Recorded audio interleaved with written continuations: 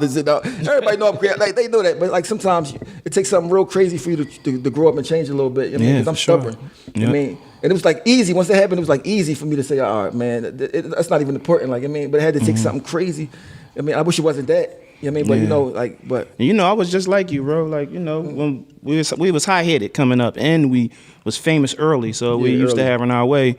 But I was faced with a lot of things early that probably matured me quick. Like I went to Mecca. My first time going to Mecca was in the middle of Rock the Mic, What We Do, and I flew with a masjid from here, and I slept on the floor and I did things that everybody else did, so it made me realize that I'm not no better than nobody else. But you always been have strong faith. Like even the way you carried yourself, like I mean, you just was always. That's how you. I mean, if a person don't know you, I know you. Like being around you, that's how you are.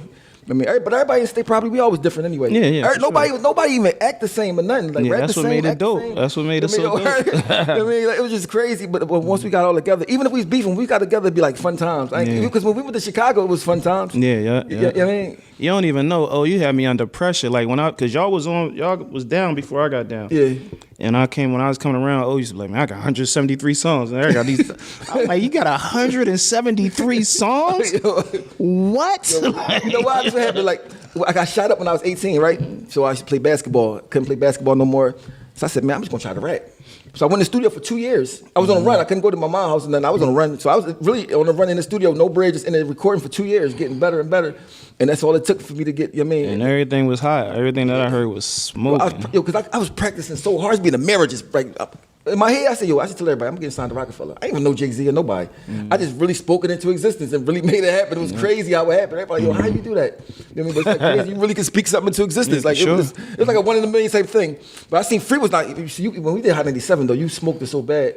I heard seen Puff Daddy on TV talking about it. I seen Craig Mack talking about it. So yeah, he about to. So your style was so unorthodox. Like And I told myself when I went up there, I was like, man, listen, when people start rapping, whenever somebody start rapping, I'm rapping. That was my mindset. That's why I was up there doing we sealed the deal with that night. Yeah. That night sealed the deal. That's like probably one of the best nights Philly had in hip hop ever. I can't think of nothing that could really top that like far as for Philly. Yeah, I'm gonna tell you some real shit too. Like this why like even though like all the things we've been through, even with like losing my son and like the thing that my daughter's going through right now and all that, I feel like I'm favored by God. I feel like God loved me because He never let me go too far, or never let me feel like I'm better than anybody, or it's always a balance for me. Like that night, we monster Hot 97.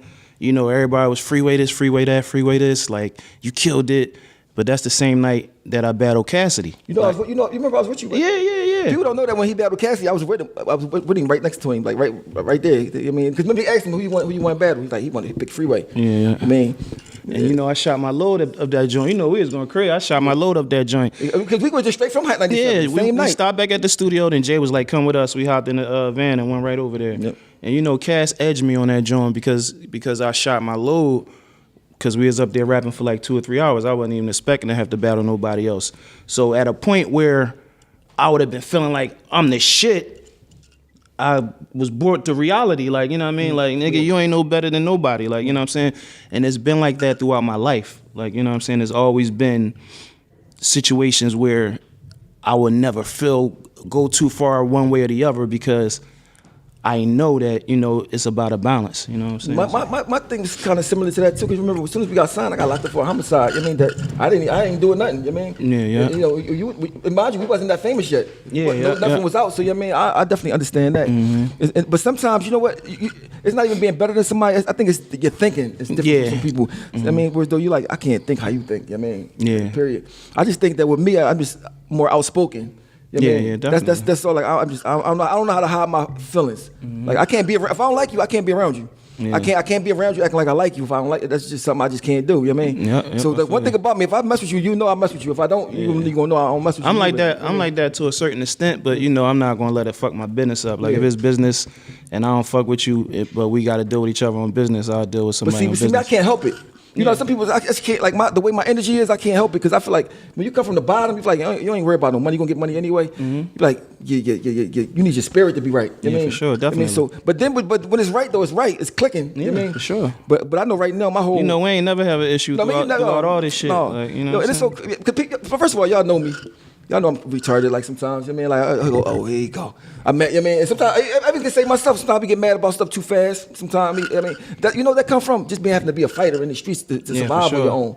You know what I mean? You can't let nothing slide. You know what I mean? This, that, and the third, being in prison too much. You know what I mean? That prison, you can't let nothing, let nothing slide. You know what I mean? So I had to chill with that prison. I had a whole prison mindset, you know what I mean? That I still have problems working on, you know what I mean? You know, in jail, I don't care what somebody say something small to you, you can't let it slide. Exactly. You know what I mean? So it's like, you know, I had to leave that at the jail gate, but it's hard for me, you know what I mean, to stay with me, but I'm working on, I see a therapist every Tuesday? Every Tuesday. Yeah, alhamdulillah. Yeah, I'm getting ready to start seeing a therapist too. Cause listen, bro, I be going through so much. People don't even know, like, man, like. Got to, man. Carry a lot, bro. And you know what's crazy? I went to this restaurant, right? That everybody, what's Steak 48? I think it's called. Yeah. I went there. My son kept calling me, yo, can you please come to my house? I'm like, dog, it's like 12:30 a.m. I said, I'm coming anyway. I just came. I'm glad I came. I went over there. So I get there, him and his girlfriend in there. They got their new crib, big TV, all this. So they eating steak. I'm like, oh, she cooked you some steak? She like, no, I ain't cooked this. He cooked it. I said, you gotta cook, nigga. I gotta cook. He said, Dad, can you please just taste it? I'm like, I just ate, like, just taste a little piece. I tasted his food, and I said, this boy growing up, finally. He had just graduated from high school, he finally growing up, you know what I mean? Got a little infinity. You know what I mean? I left that joint feeling so proud, and this was about 7 days before it happened. And I hit the lottery that day with his birthday. I played his birthday, hit the Keno. I'll be playing Keno. The day before he died, I hit the lottery for how much the funeral cost. Wow. Ain't that crazy? That's crazy, bro. 9 out of 10 numbers. One more number would have been 100,000, but no, I just hit 9 out of 10 to get how much the funeral was. Wow. Ain't that crazy? That's crazy, man. You know what I mean? So it's like, I mean, so what you doing first? The music, though?